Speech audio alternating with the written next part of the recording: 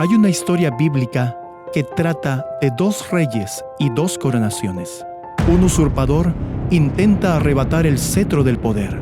Un ángel con un incensario de oro, de pie ante el altar, derrama fuego santo sobre la tierra. Los más grandes engaños sobre el gran rey son desmontados. Todos los reinos ilegítimos son destruidos por una piedra cortada sin manos, mostrando la belleza y fortaleza del unicornio. Al final, el cetro del rey es restaurado al trono. Los súbditos del reino son hechos perfectos a imagen de su Dios, y los santos del Señor heredarán el reino para siempre. Bienvenidos a Revelaciones Bíblicas para la Última Generación, donde los libros son abiertos y los misterios revelados a todos los que aman su venida.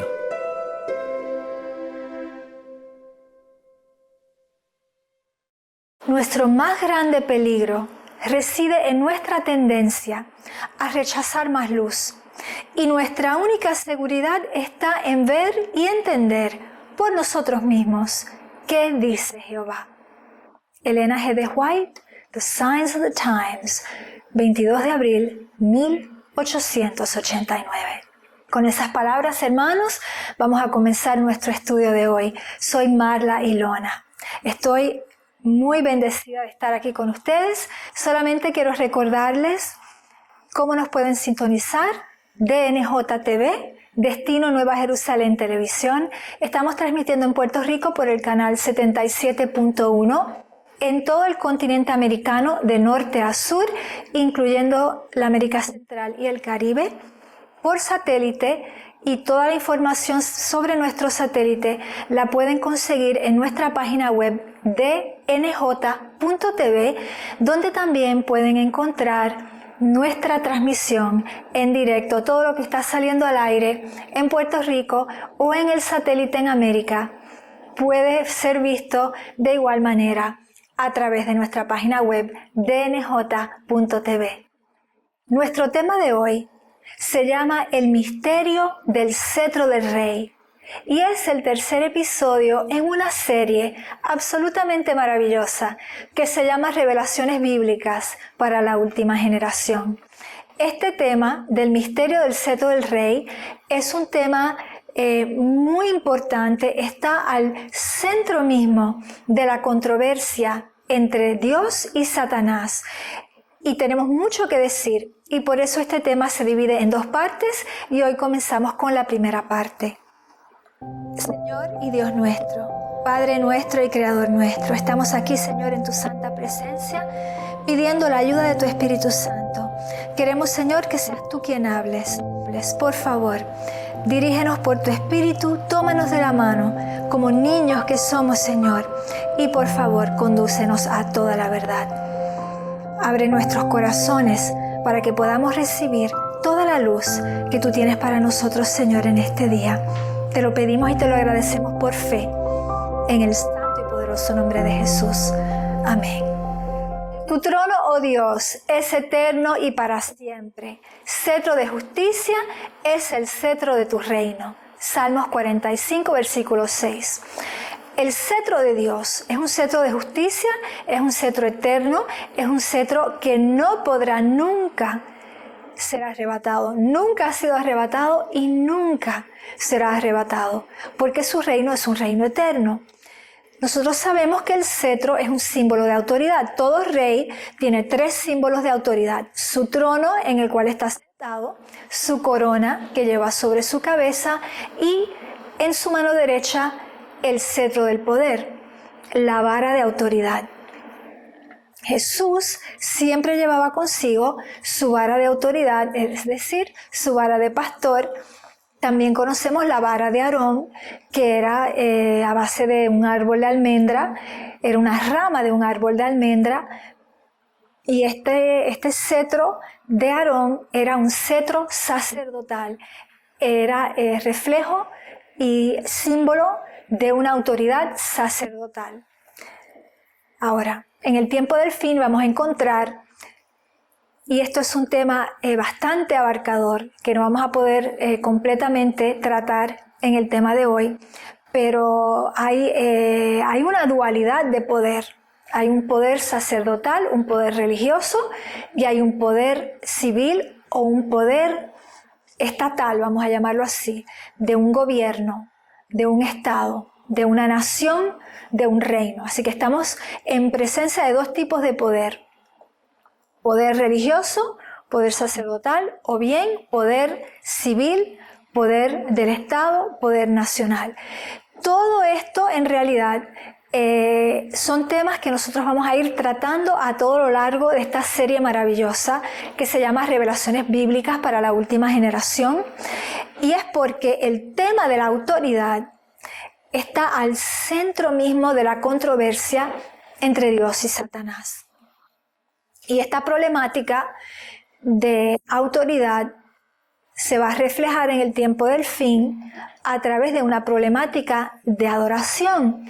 Pero la problemática de adoración en realidad sigue a la problemática de autoridad. Es el fruto de la problemática de autoridad, porque al decidir a quién obedecemos, a quién servimos, pues es a ese a quien vamos a adorar.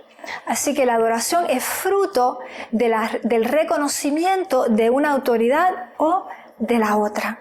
Es decir, de la autoridad genuina, verdadera, que emana únicamente del reino de Dios, del trono de Dios, o bien la elección de un cetro del poder, de una autoridad que es ilegítima y que no proviene del reino de Dios. Y esto es lo que vamos a todos vivir, y todos estaremos confrontados a esa elección en el tiempo del fin. Entonces, este tema de autoridad específicamente es el tema que permitirá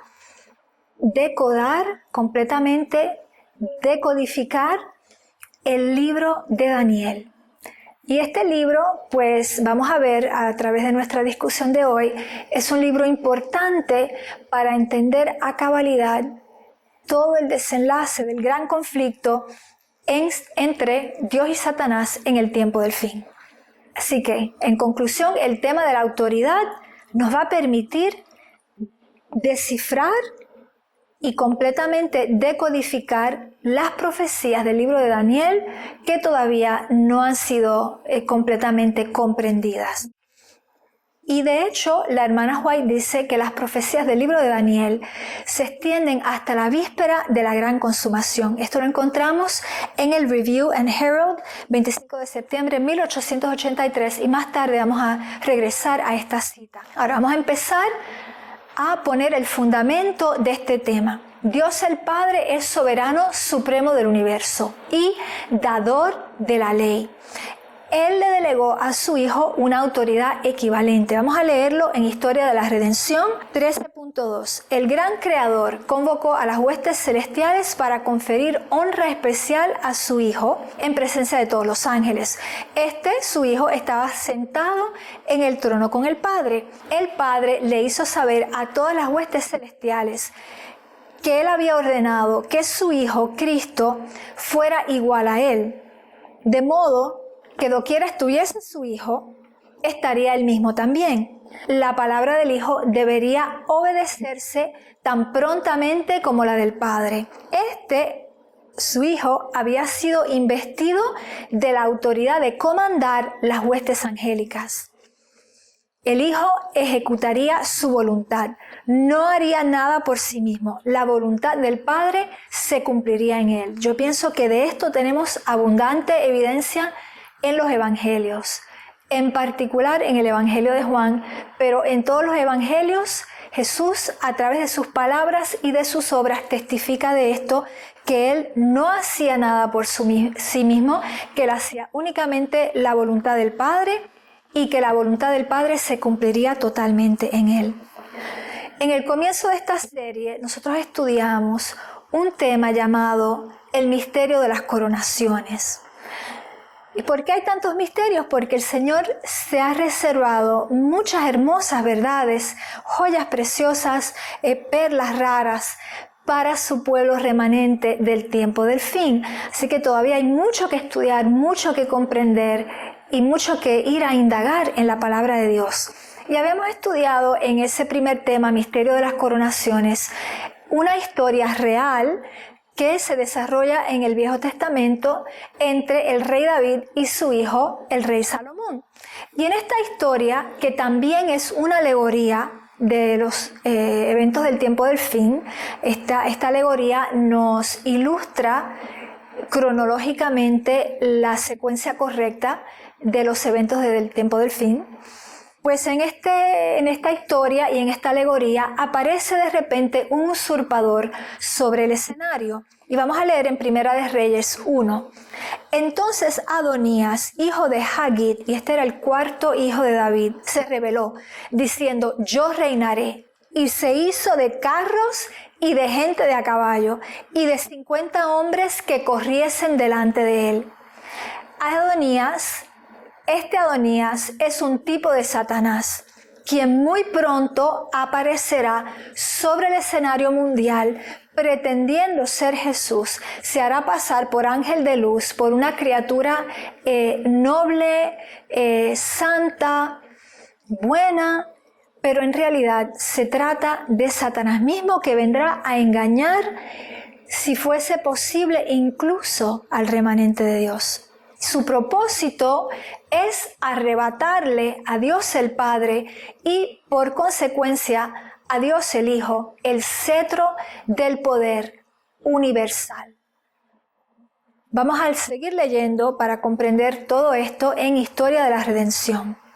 Lucifer estaba envidioso y tenía celos de Jesucristo. Su corazón estaba lleno de envidia y odio. Cristo era reconocido como soberano del cielo, con poder y autoridad iguales a Dios, como lo hemos dicho. Lucifer creyó que él era el favorito y había sido sumamente exaltado, pero él, no teniendo en su corazón ninguna gratitud hacia el Creador, aspiraba a llegar a la altura de Dios mismo. Se glorificaba en su propia exaltación y se preguntaba por qué había que honrar a Cristo más que a Él. Sin embargo, del otro lado, el Hijo, a quien el Padre entregó todas las cosas, nunca trató de arrebatarle el cetro del poder o el trono a Dios el Padre. Nunca Jesús se levantó contra su Padre para codiciar su trono, para querer usurparle su lugar. Jamás. Bien al contrario, la palabra nos dice en Filipenses 2, hablando de Jesús, el cual, siendo en forma de Dios, no estimó el ser igual a Dios como cosa a que aferrarse, sino que se despojó a sí mismo, tomando forma de siervo, hecho semejante a los hombres, y estando en la condición de hombre, se humilló a sí mismo, haciéndose obediente hasta la muerte y muerte de cruz. De hecho, antes de bajar a la tierra para cumplir su propósito de rescatar a la humanidad, Jesús devolvió al Padre el cetro del reino. Vamos a leerlo en Deseado de todas las gentes, página 22 en la versión en inglés. Dice: se bajó del trono, se quitó su vestidura de realeza y su corona real, le devolvió al Padre el cetro y, cubriendo su divinidad con humanidad, se humilló a sí mismo y vino al mundo desgarrado y estropeado por la maldición. Así que Jesús en ningún momento pretendió quitarle a su Padre su lugar de autoridad soberana, de autoridad suprema en el universo. Y aquí nosotros podemos ver un marcado contraste entre la mente de Jesús y la mente de Satanás, puesto que el profeta le dice a Satanás, a Lucifer: tú que deseas en tu corazón, subiré al cielo, en lo alto, junto a las estrellas de Dios, levantaré mi trono, y en el monte del testimonio me sentaré, a los lados del norte, sobre las alturas de las nubes subiré, y seré semejante al Altísimo. Esta era la mente corrupta de Satanás. Y por eso le dice el profeta: ¿cómo caíste del cielo, oh lucero, hijo de la mañana? Cortado fuiste por tierra, tú que debilitabas las naciones. Es decir, esa envidia, esos celos, esa guerra, esa codicia del trono resultó en que Satanás fuera arrojado del cielo junto con todos sus ángeles. Ahora, Satanás tenía un propósito por el cual codiciaba el lugar de Jesús. Y es lo que acabamos de leer, pero vamos a leerlo ahora en el espíritu de profecía. Dice: Lucifer deseaba el lugar ocupado por Cristo, teniendo en su mente que si alcanzaba esta posición, haría entonces un esfuerzo para tomar el lugar de Dios. Así que su odio, su envidia, sus celos hacia Cristo era para ocupar el lugar de Cristo, para entonces estar más cerca, para que le fuera más factible ocupar el trono de Dios. En el jardín del Edén, Satanás consiguió hacer caer a Adán y de esta manera consiguió arrebatarle a Adán el cetro del poder terrestre. Adán perdió su dominio a causa del pecado. Al reconocer la autoridad de la serpiente, Adán cayó bajo el dominio de la serpiente y entonces perdió el dominio legítimo, la autoridad legítima que Dios le había dado. El cetro del poder sobre la tierra fue entonces usurpado por Satanás, y a consecuencia de esto, lo que vamos a ver entonces es una sucesión de reinos ilegítimos. Vamos a verlo. Con el cetro usurpado, repito, comenzó una sucesión de reinos ilegítimos. ¿Por qué ilegítimos? Porque la única autoridad pura, real, legítima, viene del trono de Dios. Fuera del trono de Dios no hay autoridad legítima. Toda otra autoridad es una autoridad ilegítima, puesto que Dios es el Rey soberano supremo de todo el universo. No hay autoridad más alta que la autoridad del trono de Dios. Todo usurpador automáticamente va a estar en ilegitimidad, está en desobediencia, está en rebelión, está en transgresión contra el gobierno del cielo, y por ende todo reino que viniera en esa línea, en ese linaje de la serpiente, el linaje de Caín, el linaje de todos los malvados, pues todos estos reinos, todos estos gobiernos son en los ojos de Dios ilegítimos, lo cual no impide que Dios quite reyes y ponga reyes. Esto es la voluntad permisiva de Dios, no es su voluntad perfecta, es su voluntad permisiva. Él lo permite y en eso pues Él mueve sus fichas también en el tablero, ¿verdad?, del gran conflicto. Pero en realidad nada de esto es la voluntad perfecta de Dios, puesto que la voluntad perfecta de Dios fue expresada en el acto de entregarle a Adán la soberanía sobre el planeta. Ahora, el cetro del poder y la autoridad sobre la tierra será devuelto al reino de Dios, será devuelto al trono del Padre al final del tiempo, cuando haya terminado el gran conflicto.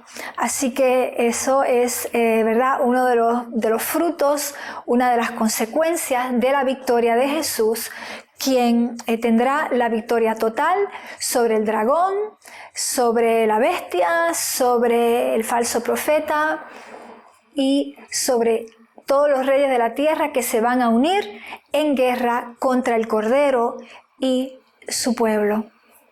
Pero volvamos al problema de la sucesión de reinos ilegítimos, porque esto es lo que nos va a permitir entender el escenario final, cómo se va a jugar el nuevo orden mundial, cómo se va a jugar el último reinado, el reino de la bestia antes de que Jesús venga a destruir todos los reinos. Todo esto pues es muy importante entenderlo porque somos protagonistas en este drama. Y esta sucesión de reyes, esta sucesión de reinos, hasta que se restablezca completamente el reino de Dios, es la temática central del libro de Daniel. El enfoque muy particular del libro de Daniel es esta sucesión de reinos ilegítimos hasta que llegamos al último reino y la manera en que el cetro del poder es pasado de un reino a otro, de un imperio al otro, en un continuo, en una continuidad que no es rota hasta el final. Entonces, para entender el desenlace del gran conflicto y entender y completamente llegar a descifrar cómo se va a jugar la problemática de la autoridad en el tiempo del fin, para eso es indispensable que estudiemos el libro de Daniel. Una de las características de este libro es que tiene un movimiento progresivo, desde el tiempo del profeta hasta el último segmento del tiempo del fin, en el cual, dicho sea de paso, estamos. Como lo aprendimos en nuestro primer episodio, Misterio de las Coronaciones, el último segmento de tiempo es iniciado por la unción, la elección, el contaje de los 144,000. Esto es lo que comienza el último segmento del tiempo y claro, hay un hito marcante que será la ley nacional dominical. Pero estamos ya en el último segmento del tiempo del fin. El profeta Daniel, en los relatos, la narrativa que lleva en su libro, pues vemos un movimiento progresivo que comienza en Babilonia contemporánea, la Babilonia contemporánea, el imperio predominante en el momento en que escribía Daniel, hasta el último reino, que es el reino de la bestia. Todo esto lo cubre el libro de Daniel. Ahora, ¿por qué yo les afirmo con tanta verdad, con tanta convicción de que el libro de Daniel está focalizado sobre este tema de la sucesión de reinos? Bueno, esto primero lo vemos en capítulo 2, obviamente la estatua, el sueño que tuvo Nabucodonosor y el cual Daniel y sus amigos, ¿verdad?, reciben la revelación de Dios y le pueden explicar al rey cuál ha sido el simbolismo, el significado de ese sueño que Dios le dio. Eso es una evidencia bastante evidente.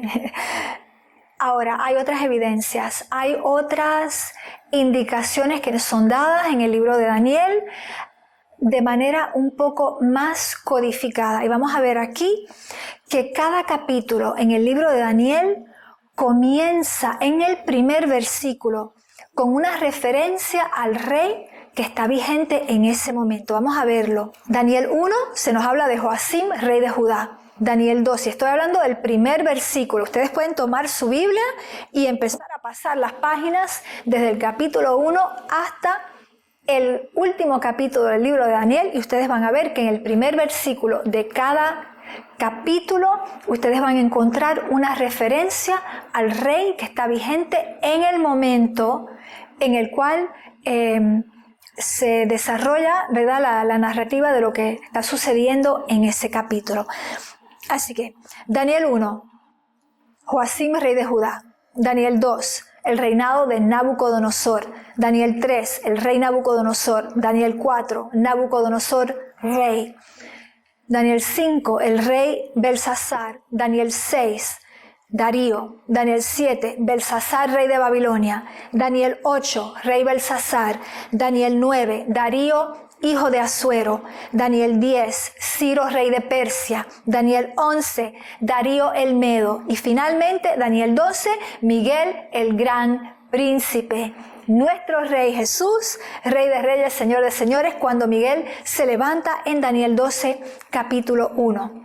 Y dicho sea de paso, hermanos, para ponerle fin, yo lo espero, al debate, la polémica sobre si el capítulo 12 de Daniel se supone que debe comenzar en el versículo 4 o el versículo 5. No, hermanos. Esto es una evidencia muy clara de que el capítulo 12 de Daniel comienza exactamente donde el Señor quiere que comience, es decir, con la mención de un rey, nuestro príncipe Jesús. Así que el capítulo 12 comienza exactamente donde debe comenzar, cuando Miguel se levanta. Hay capítulos dentro de este libro de Daniel que están más específicamente focalizados en la temática de la sucesión de reinos. ¿Por qué? Porque en esta sucesión de reinos hay un problema de cronología, no un problema, hay una temática de cronología. Entonces, los capítulos del libro de Daniel que tratan más particularmente o que tienen alguna relación con la comprensión de esta temática de la cronología y la sucesión de los reinos, esos capítulos en su primer versículo no solamente van a mencionar al rey, sino que también van a mencionar un año en particular, nos van a dar un marcador de tiempo.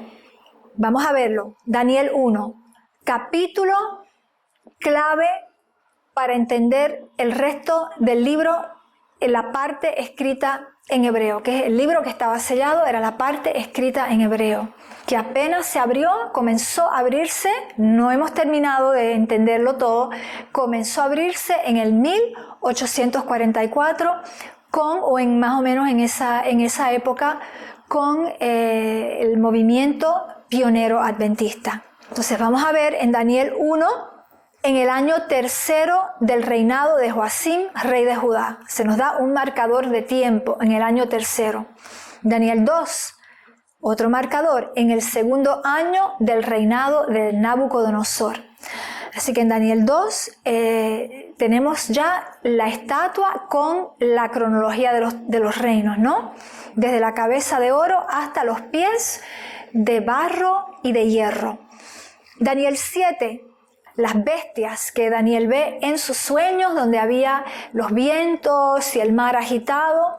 Hay 4 bestias que Daniel ve. Esa es otra manera de expresar la cronología de los tiempos. Y bien, como lo podemos esperar, el capítulo 7 de Daniel también empieza con un marcador de tiempo.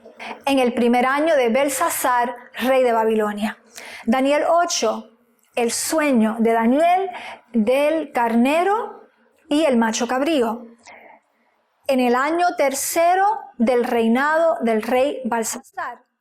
Esta visión tiene algo que ver con la cronología de la sucesión de reino, y esto lo vamos a ver mucho más profundamente en un episodio próximo. Daniel 9, cuando se le da a Daniel la interpretación de los tiempos de la profecía de los 2300 días, y ahí se le revela también la profecía de los 490 días, años, ¿no? Y se nos dice en el año primero de Darío, hijo de Asuero. Daniel 10, capítulo que trata de la gran guerra, cuando Miguel se enfrenta al rey de Persia. En el año tercero de Ciro, rey de Persia. Daniel 11, toda la cronología muy detallada que vamos a encontrar de la sucesión de reinos y las diferentes confrontaciones entre un imperio con otro. Y bien, en el año primero de Darío el Medo. Así que ahí también tenemos un marcador de tiempo, porque este capítulo está directamente relacionado con la cronología de la sucesión de reinos. Y bien, hermanos, llegamos entonces al capítulo 12. En aquel tiempo, no nos dice un año, porque esto no ha sucedido todavía.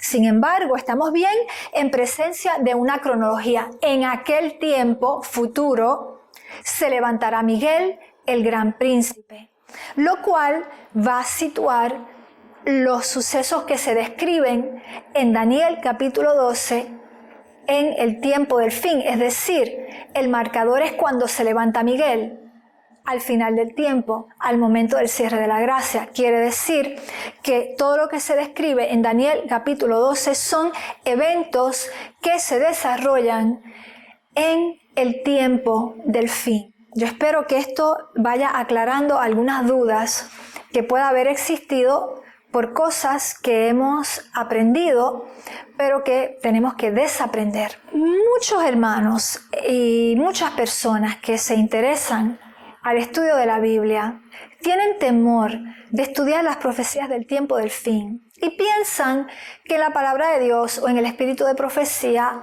hay alguna prohibición de estudiar las profecías de tiempo. Esto no es cierto y este mito lo vamos a romper en nuestra discusión de hoy. Vamos a ver evidencias que nos indican lo contrario, evidencias que nos permiten comprender que no, de ninguna manera. El Señor quiere que tengamos la unción de los hijos de Isaacar, que comprendían los tiempos y sabían qué Israel debía hacer. Esa es la unción que necesitamos. Y para ello necesitamos absolutamente estudiar las profecías del tiempo del fin. Y permítanme aclarar que no hay ninguna profecía en la Biblia, ni una sola, que revele el día y la hora de la venida de Jesús. Dios no se contradice. El Señor nos dice, porque de aquel día no sabe ningún hombre, ni siquiera los ángeles. Nadie sabía cuándo vendría Jesús. Y hoy no sabemos cuándo vendrá Jesús. No conocemos el día y la hora. Y esto no nos es revelado en la palabra de Dios. Esto será revelado, y de nuevo lo veremos en la segunda parte de este tema, esto será revelado por el Señor mismo, que le hablará a sus hijos, como está explicado en primeros escritos de la hermana Elena White. Pero no hay ninguna profecía en la Biblia que nos pueda llevar a pecar, a desobedecer a Dios, tratando de indagar cuándo es que llega Jesús, el día y la hora. No hay profecía, ni la vamos a buscar, ni nos interesa, porque el Señor ya nos ha dicho que esa información le pertenece a Él. No nos es revelada, así que no vamos a ir a buscarla, hermano. Ustedes pueden estar tranquilos que en lo que nosotros vamos a hablar hoy, de ninguna manera nosotros vamos a tratar de ponerle día y hora a la segunda venida. Pero sí necesitamos entender cuándo está cerca y cuán cerca está aproximadamente, a qué distancia estamos de la meta final. Eso sí necesitamos saberlo, eso sí el Señor espera que lo sepamos. El Señor se queja en Jeremías de que las cigüeñas, por ejemplo, entienden el tiempo, pero su pueblo no. Así que al Señor le interesa que nosotros podamos estudiar los tiempos y que estemos advertidos y muy percatados y apercibidos de lo que está por suceder. Eso sí, el Señor le complace que lo hagamos y que tengamos esa diligencia de buscar profundamente las Escrituras. Así que nosotros vamos a leer ahora en el espíritu de profecía declaraciones de la hermana White, donde me parece que queda bastante claro que ella no se opone a que el pueblo de Dios estudie las profecías de tiempo. Vamos a leer en Review and Herald del 25 de septiembre de 1883. En las Escrituras son presentadas verdades relacionadas especialmente a nuestro tiempo. Esas verdades las llamamos verdad presente. Verdad presente. Por eso DNJTV es una emisora cristiana de verdad presente. Nos interesamos a esa lectura de las Escrituras donde podemos entender que la palabra de Dios fue escrita para la última generación, la cual va a llevar a su culminación el plan de salvación a través del poder del Espíritu Santo, y que para nosotros es capital e indispensable que podamos comprender toda la Biblia, en particular la verdad presente y las profecías del tiempo del fin. Continúo con la cita de la hermana White. Al periodo justo antes de la aparición del Hijo del Hombre, las profecías de las Escrituras apuntan, y aquí se aplican preeminentemente sus advertencias y amenazas. Primera de Corintios 10:11. Ella está reformulando lo que se nos dice en Primera de Corintios 10:11. Dicho sea de paso, habíamos estudiado de manera muy detenida esa esa escritura, 1 Corintios 10:11, en nuestro primer tema, Misterio de las Coronaciones. Y realmente, hermanos, si ustedes no han visto ese tema, por favor, les invito a verlo porque es la base de todo lo que estamos ahora viendo. Continuemos con la hermana White. Los periodos proféticos de Daniel, que se extienden hasta la misma víspera de la gran consumación, arrojan gran luz sobre los eventos que entonces acontecerán. Segunda cita de la hermana White. Las profecías de Daniel ocupan su lugar en los mensajes del primer, segundo y tercer ángel que serán dados al mundo. Vamos a repetir esta declaración, es muy importante. Las profecías de Daniel ocupan su lugar en los mensajes del primer, segundo y tercer ángel que serán dados al mundo. Esto está en manuscrito 59 del 1900. Nosotros sabemos, por el estudio de la historia sagrada, la historia del pueblo de Dios, lo que sucedió con el movimiento adventista, el gran reavivamiento que hubo en 1843 y en particular 1844, pero toda esa década en general, la década de los años 1840, fue un periodo de gran efervescencia religiosa y hubo un gran reavivamiento a la escala mundial. Y nosotros sabemos que en aquel momento fue dado el mensaje del primer ángel y el mensaje del segundo ángel de Apocalipsis 14. Pero el mensaje del tercer ángel tendrá que ser dado en su tiempo. Lo hemos dado fuera de tiempo y no hay problema. Pero muy pronto estaremos en presencia del evento que necesitará que demos el mensaje del tercer ángel aumentado con el poder del Espíritu Santo, y ese mensaje entonces es dado en su tiempo. Y vemos cómo la hermana White aquí nos está hablando en el futuro. Esto es muy importante, por eso estoy haciendo énfasis. Estos mensajes serán dados al mundo, serán dados, es decir, en su tiempo. Fueron dados antes, pero ahora estamos en presencia de la caída de Babilonia, estamos en presencia del comienzo del juicio de los vivos y estamos en presencia de la gran prueba de obediencia a la cual será confrontada toda la humanidad, es decir, la elección entre el sello de Dios, que es el sábado, y la marca de la bestia, que es el domingo. Así que estos mensajes se van a dar en su tiempo, y esto es a un futuro.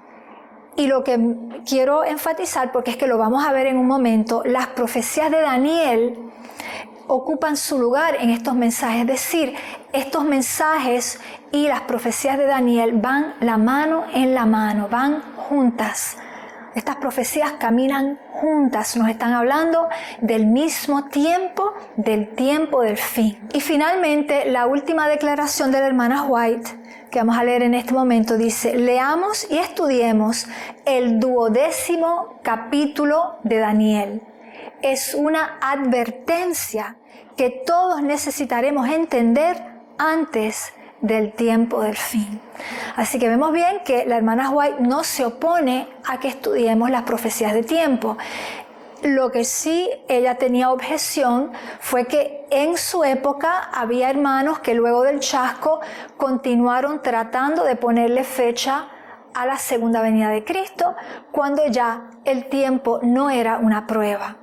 Ya la prueba se había hecho, los que permanecieron fieles, pues permanecieron fieles, fueron reconocidos en la iglesia, como la iglesia de Filadelfia, con una bendición especial, que es decir, que ellos no iban a atravesar la gran tribulación que nuestra generación va a atravesar, porque fueron hallados fieles. Así que ya esa época pasó, ya no había necesidad de poner y estar buscando día y hora para la segunda venida de Jesús.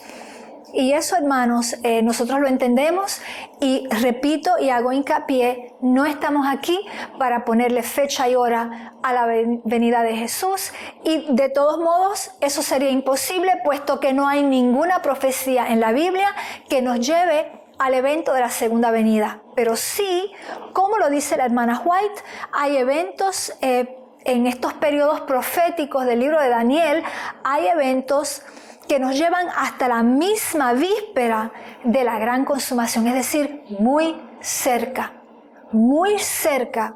de la segunda venida, pero no la segunda venida, porque el Padre se ha reservado el derecho y el gozo, ¿verdad? La bendición que Él nos quiere dar Él directamente al comunicarnos esa información, ese tiempo preciso, ese día y esa hora que Él le comunicará a su pueblo con su voz desde el cielo.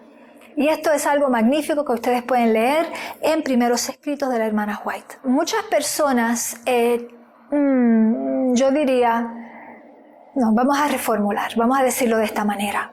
El espíritu de la Odisea es un espíritu que permea nuestra iglesia.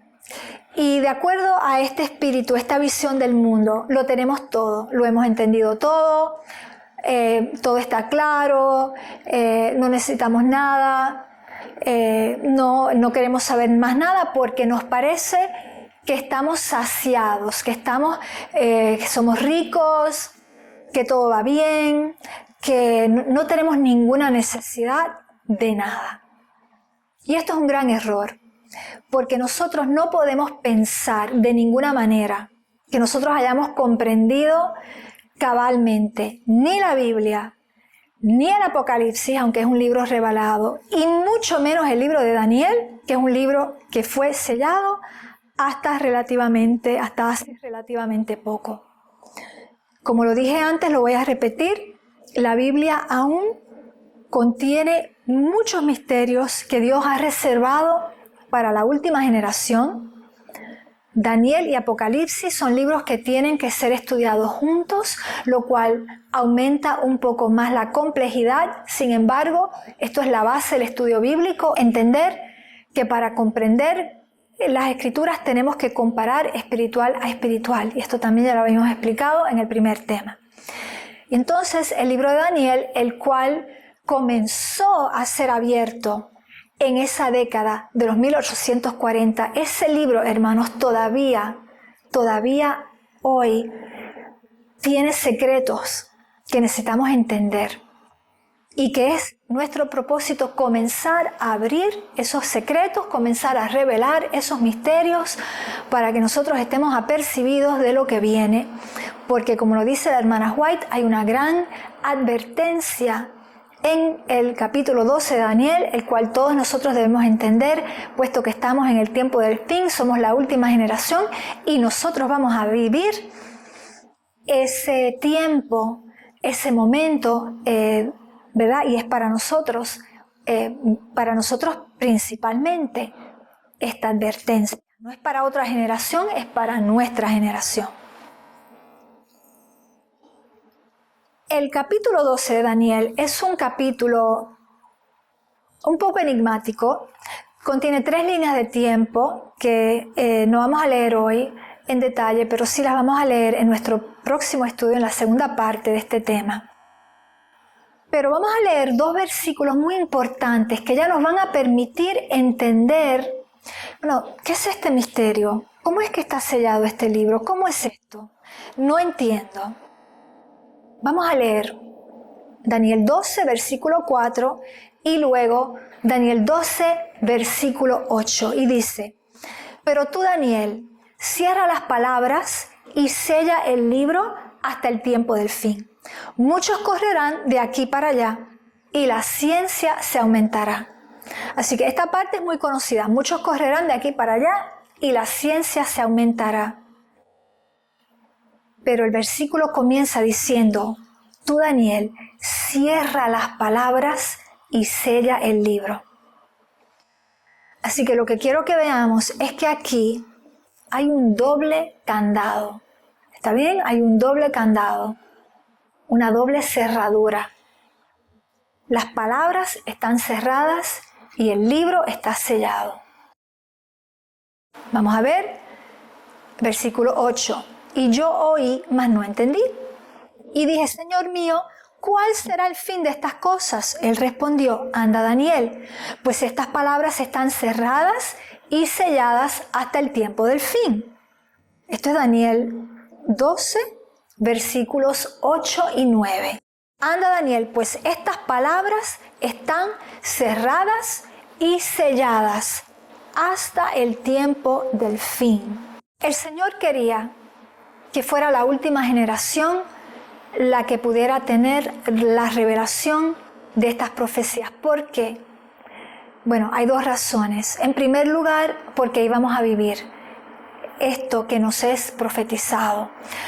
Así que es a la generación a la cual va a atravesar el gran tiempo de angustia, la generación que va a atravesar la gran prueba de obediencia del tiempo del fin, la generación que va a sufrir todas las privaciones, todo esto, pues es la generación que necesita entender, que necesita apropiarse estas profecías y empezar a estudiarlas, entenderlas, descifrarlas, decodificarlas para poder entender.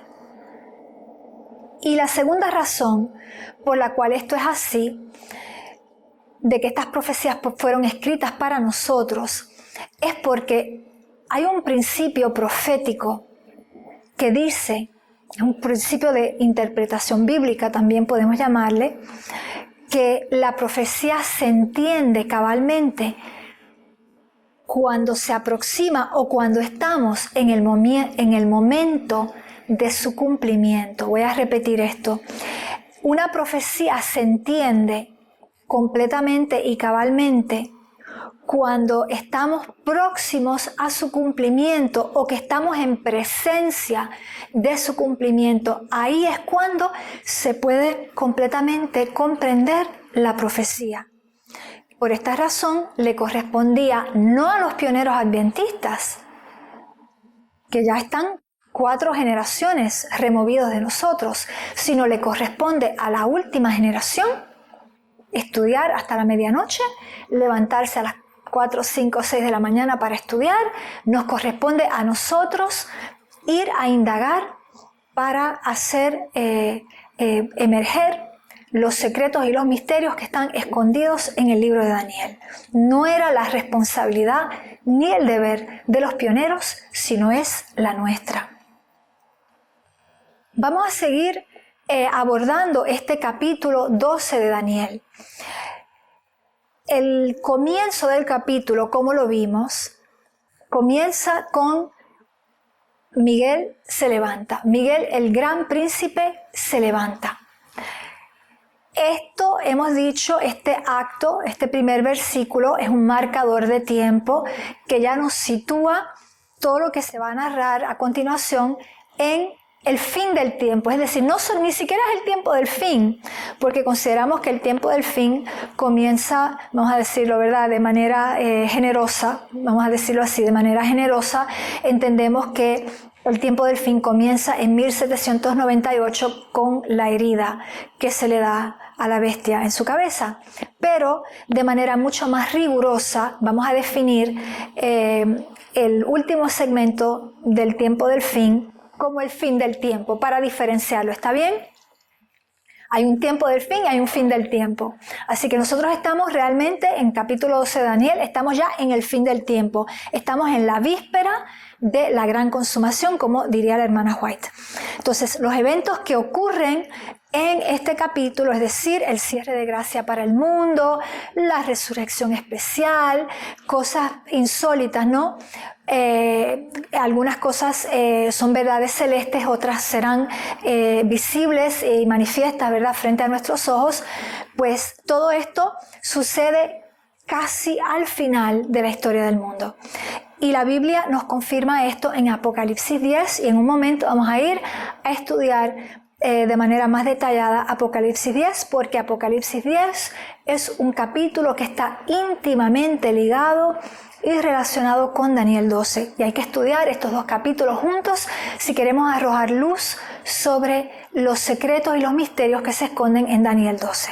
El libro de Apocalipsis, en el capítulo 10, nos da un segundo testigo de cuál es el tiempo aproximadamente en el cual se sitúa toda la narrativa de Daniel 12, y ese tiempo es al final. Vamos a leer en Apocalipsis 10, versículo 7, y pronto vamos a entender por qué es que hay una relación tan íntima entre los dos capítulos. Es porque hay un personaje que une los dos capítulos. El personaje de Miguel, que es nuestro Señor Jesús, en Apocalipsis 10 aparece como el ángel del pacto, pero es nuestro Señor Jesús, que tiene, como ustedes lo saben, varias formas, varios personajes. Aparece y se manifiesta a nosotros, se revela a nosotros bajo diferentes identidades o personalidades, ¿no? Una es el gran príncipe Miguel, que aparece también en Daniel 10, y la otra figura que vamos a ver en Apocalipsis 10, pues es el ángel del pacto. Vamos a leer en Apocalipsis 10, versículo 7, dándonos un marcador de tiempo de todos estos sucesos. Dice: sino que en los días de la voz del séptimo ángel, cuando él comience a tocar la trompeta, el misterio de Dios se consumará, como él lo anunció a sus siervos los profetas. Aquí vemos que la hermana White es un tercer testigo, así que tenemos Miguel se levanta, marcador de tiempo, estamos en el fin del tiempo. Apocalipsis 17, el ángel del pacto nos dice que estamos en el tiempo en el cual se consumará el misterio de Dios, es decir, se consumará el plan de salvación, es decir, se cierra la gracia. Y la hermana White, que nos hablaba de que las líneas de tiempo de Daniel nos llevan hasta la víspera de la gran consumación. Así que no hay lugar a dudas. No hay lugar a dudas. En el capítulo 12 de Daniel hay 3 líneas de tiempo, son 3 profecías de tiempo, las cuales están claramente establecidas en el fin del tiempo. Y tenemos 3 testigos que nos lo afirman. 2 versículos de la Biblia y el espíritu de profecía. Cuando nuestro gran Rey de Reyes y Señor de Señores, nuestro Señor Jesús, se le llama en la Biblia Miguel, el gran príncipe o arcángel Miguel, es porque Jesús en ese momento, en esa narrativa en particular, está frente a Satanás, está enfrentado o enfrentándose a Satanás. En Daniel 10 que mencionamos, el arcángel Miguel está en lucha contra el príncipe de Persia, que es una tipología de Satanás. De hecho, es una persona, es un personaje de una figura, vamos a decirlo así, de Satanás.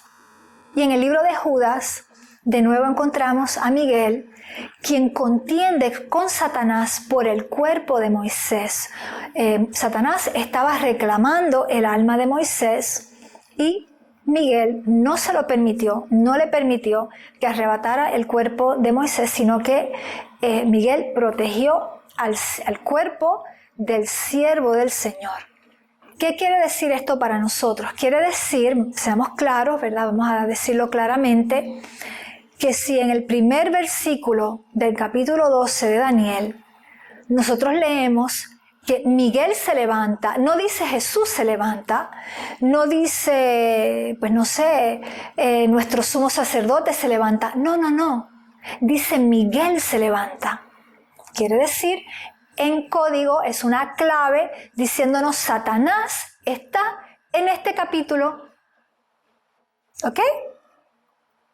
Vamos a guardar eso en un espacio en nuestra memoria. Ya hemos insistido abundantemente de que las 3 líneas de tiempo de Daniel 12, que se llama la línea de tiempo de los 1335 días, la línea de tiempo de los 1290 días y la línea de tiempo de los 1260 días, el hecho de que Miguel se levanta es un marcador de tiempo que sitúa todos estos eventos de Daniel 12 en el fin del tiempo.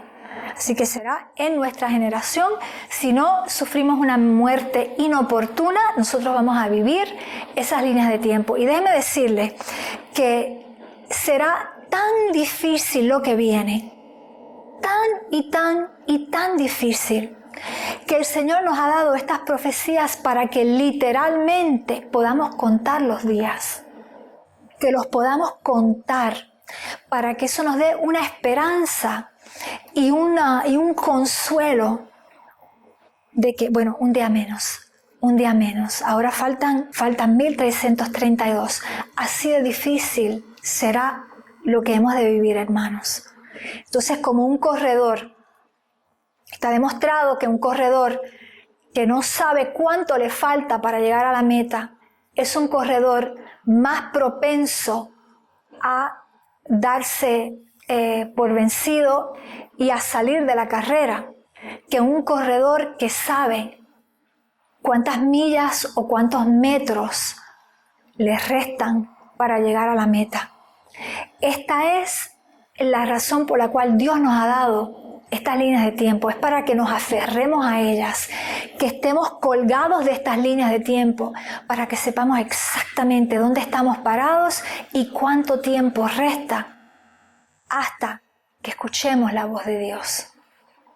La palabra de Dios nos dice en Daniel 12 que los entendidos comprenderán, que los entendidos van a resplandecer como el firmamento y serán como estrellas en el cielo. Nosotros esperamos estar y deseamos y anhelamos estar en ese grupo. Pero, tristemente, hay otro que tiene sabiduría. Ese la corrompió su sabiduría, pero él también tiene entendimiento, porque era de todos los seres creados, era el ser más, vamos a decir, el ser tal vez más superior o más sabio, más resplandeciente, más glorioso, pues no sé qué palabra usar, pero ¿verdad? De los seres creados, pues Lucifer era el ser preeminente y preponderante entre esas huestes celestiales, pues Satanás deslumbraba por la gloria que él reflejaba, que era la gloria del Señor, pero que reflejaba la gloria del Señor por los atributos y los dones que el Señor le dio. Pues este ser, vamos a leer aquí en Ezequiel 28, corrompió su sabiduría. Vamos a leerlo. Aquí se le dice a Lucifer: tú eres más sabio que Daniel. No hay secreto que te sea oculto. Con tu sabiduría, con tu presencia, has acumulado riquezas.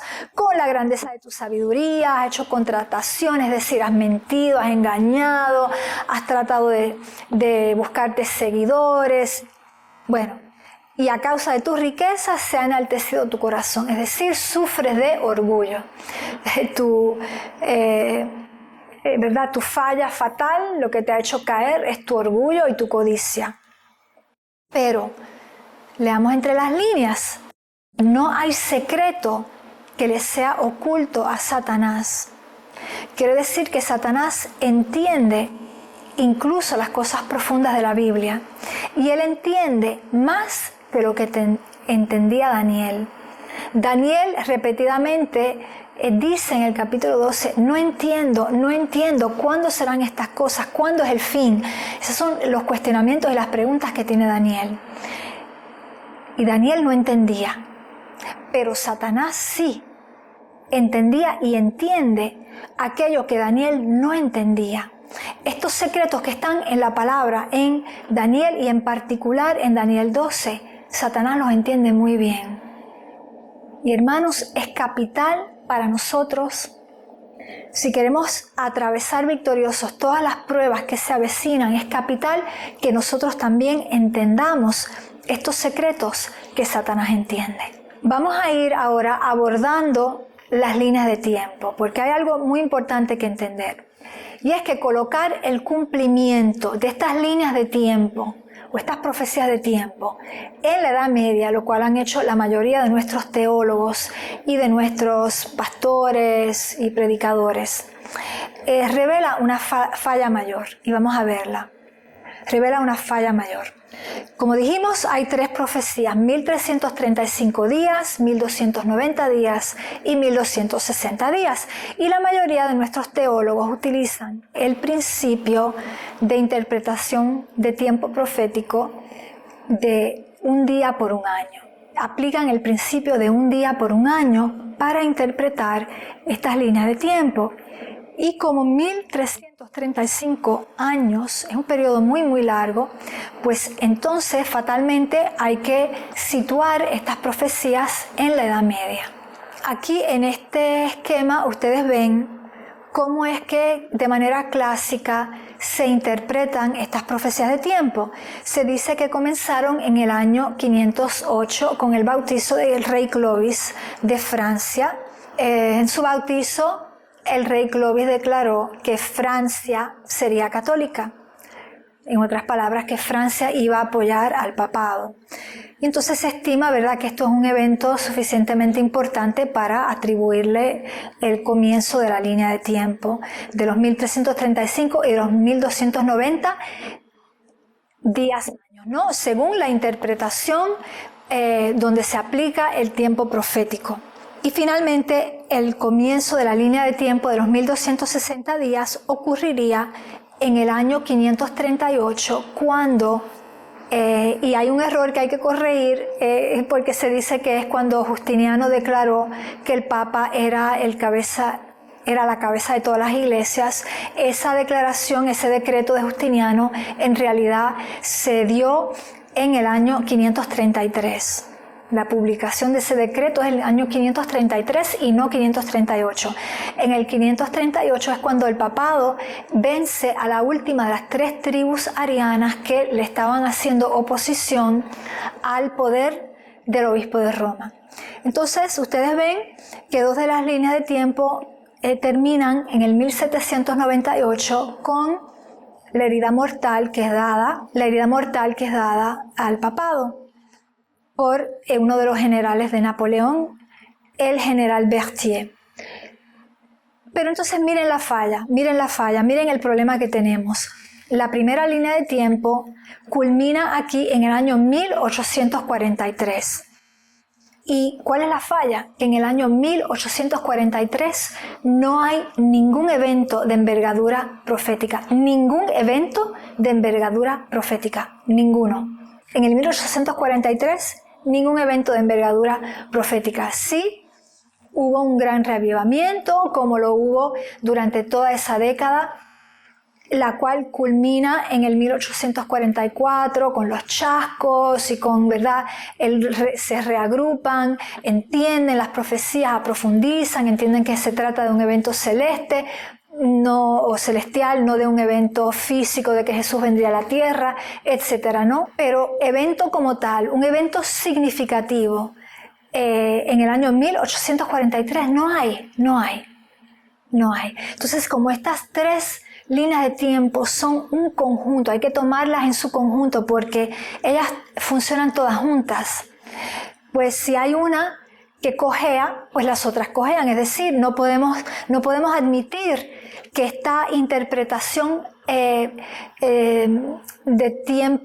tiempo, ¿no?, de la interpretación día por año, no se puede aplicar, no funciona. Simplemente no funciona, hay que descartarla. Entonces, ¿nos quedamos con qué? Nos quedamos con días literales. Aquí simplemente les quiero mostrar 2 citas para ¿verdad?, aquellos que pensarían que, bueno, pero se dio el clamor de medianoche en el 1843, ¿acaso eso no cualifica para decir que hay un evento profético, que es el clamor de medianoche? Pues no, hermanos, porque el clamor de medianoche se dio en el 1844 y no en el 1843. Aquí vemos la hermana White, nos dice claramente que el mensaje del clamor de medianoche, el mensaje de que llegaba Jesús, el famoso clamor de medianoche, ese mensaje fue proclamado en el verano del 1844 y este mensaje fue dado en conexión con el mensaje del segundo ángel. Y todo esto ocurrió en el 1844 y no en el 1843. Y la hermana White es muy precisa, fue en el verano, en julio, en el 7º mes del 1844. Así que al descartar toda posible interpretación de estas líneas de tiempo con la aplicación del principio día y año, no nos resta sino a entenderlas como días literales.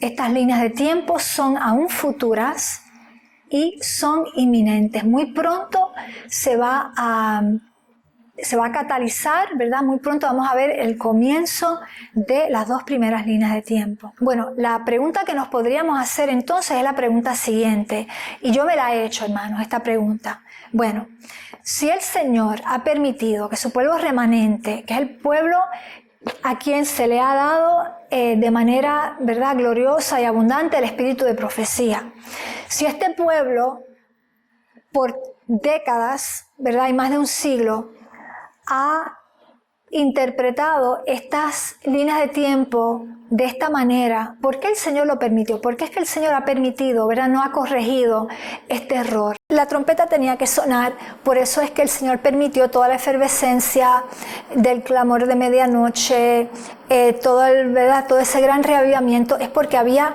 un juicio. Había un juicio que estaba a punto de comenzar en el cielo, y que para ese juicio había que tocar la trompeta, porque antes del día de la expiación se toca la trompeta y durante el día de la expiación se toca la trompeta. Así que por esas razones, ¿verdad?, se permite toda esa gran efervescencia alrededor del evento, la segunda venida, cuando en realidad no era la segunda venida, pero había que sonar la trompeta. En segundo lugar, ¿por qué el Señor, verdad? ¿Por qué surge esto y por qué el Señor lo permite, verdad? ¿Por qué surge esta interpretación en días, años, aplicando ese principio para interpretar estas líneas proféticas? Pues bien, tenemos que entender que los pioneros del movimiento adventista pensaban que el mundo iba a terminar con ellos. Así que ellos trataron de encontrarle un cumplimiento a todas las profecías para que terminaran cuando ellos pensaban que iba a terminar el mundo. Es lógico, ¿no? Si pensamos que el mundo va a terminar a tal fecha, pues necesariamente todas las profecías de la Biblia que tienen que ver con la vida en la tierra, ¿no?, pues se tienen que cumplir antes de que Jesús venga, porque una vez que Jesús venga ya no estaremos en la tierra, así que ya ninguna profecía de aplicación terrestre podrá ser cumplida. Así que obviamente los pioneros trataron de explicar, bueno, hay que explicar las líneas de tiempo y tienen que culminar antes de que termine, ¿verdad?, de que venga Jesús. Así que esas son razones por las cuales el Señor permite que todas estas profecías sean interpretadas de esa manera.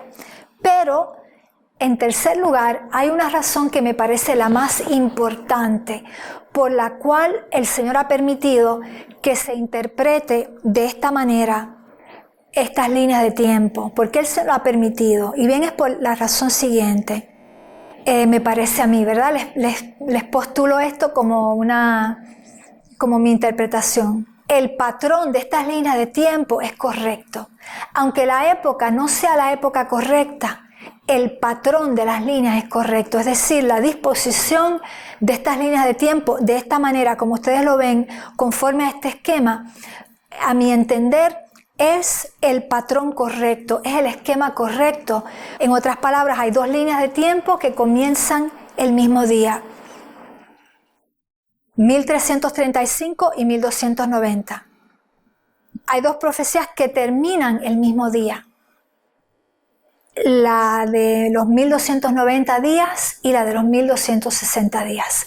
Es decir, en otras palabras, el evento que marca el comienzo de la profecía de los 1335 días y la profecía de los 1290 días, ese evento es el mismo para dos líneas de tiempo. Dos líneas de tiempo comienzan con ese evento y de igual manera hay una simetría. De manera paralela y simétrica, vemos que hay dos profecías de tiempo que culminan con el mismo evento. El mismo evento pone fin a dos líneas de tiempo, el mismo evento da comienzo a dos líneas de tiempo. Ustedes ven la simetría. A mí me parece que este es el patrón correcto de interpretación de estas profecías y que por esta razón el Señor ha permitido que esta interpretación errónea, en el sentido de que coloca a las líneas de tiempo en la Edad Media, lo cual no es correcto, pero sin embargo el patrón, el esquema, sí es correcto, es válido. Entonces yo pienso que por eso el Señor ha permitido que se nos haya enseñado de esta manera a interpretar estas profecías. Hermanos, nosotros vamos a terminar aquí esta primera parte del estudio del misterio del cetro del poder. Yo les invito, por favor, a que ustedes regresen conmigo para la segunda parte de este tema tan fascinante, en el cual estamos profundizando la problemática de autoridad que está al centro mismo de la gran controversia entre Dios y Satanás. Y yo les invito a que ustedes regresen para que entonces sigamos estudiando de manera mucho más detenida las líneas de tiempo en Daniel 12, la relación tan estrecha que existe entre Apocalipsis 10 y Daniel 12, como Apocalipsis 10 es un texto, es un pasaje bíblico que nosotros como pueblo remanente de Dios debemos absolutamente apropiarnos, porque es para nosotros. No solamente fue para los adventistas pioneros, sino es para nosotros. Su cumplimiento principal es en esta generación. Y otras hermosas verdades que necesitamos estudiar y entender en Daniel 12, incluyendo el gran secreto que se oculta en Daniel 12, el cual hemos visto que Satanás entiende y que nosotros debemos entender si no queremos caer en el gran engaño del tiempo del fin. Así que, hermanitos, me despido, vamos a orar y con mucha alegría estaremos de nuevo con la segunda parte del misterio del cetro del poder. Padre amante, Padre querido, estamos tan agradecidos, Señor, de que nos has permitido reunirnos en este día para profundizar estas hermosas verdades, estas cosas tan profundas que encierra tu palabra, también las revelaciones que le has dado a la hermana White, que también son para nosotros una lámpara y una lumbrera, Señor, para iluminar nuestro camino. Gracias, Padre amado, por todo lo que hemos estudiado hoy. Te pedimos, por favor, que nos sigas cuidando y guardando hasta que podamos estar todos juntos de nuevo para la segunda parte del misterio del cetro del Rey. Por favor, Señor, danos sabiduría, danos entendimiento y permite que ya podamos ir a estudiar nuestras Biblias con las claves que ya nos han sido dadas hoy, las claves que ya hemos presentado, Señor. Ya podemos correr a nuestras Biblias y hacer como los bereos, ver si estas cosas son así y empezar a descifrar tal vez los misterios y los secretos que se ocultan en este hermoso libro de Daniel. Bendícenos, por favor, con una triple porción de tu Espíritu y permite que podamos regresar todos, Señor, para la continuación de este tema. Te lo pedimos todo por fe, en el santo y poderoso nombre de Jesús. Amén. Vi un cielo nuevo y una tierra nueva, porque el primer cielo y la primera tierra pasaron, y el mar ya no existía más. Y yo, Juan, vi la santa ciudad, la nueva Jerusalén, descender del cielo de Dios, dispuesta como una esposa ataviada para su marido. Y el que estaba sentado en el trono dijo: He aquí, yo hago nuevas todas las cosas, y no habrá más maldición, y el trono de Dios y del Cordero estará en ella, y sus siervos le servirán, y verán su rostro, y su nombre estará en sus frentes. Gracias por habernos acompañado durante Revelaciones Bíblicas para la Última Generación, una producción de DNJ TV. Si has sido bendecido por este programa, por favor, compártelo con otros. Para toda pregunta relativa a este tema bíblico, escríbenos a info@dnj.tv. Para más información, visítenos en la web a dnj.tv.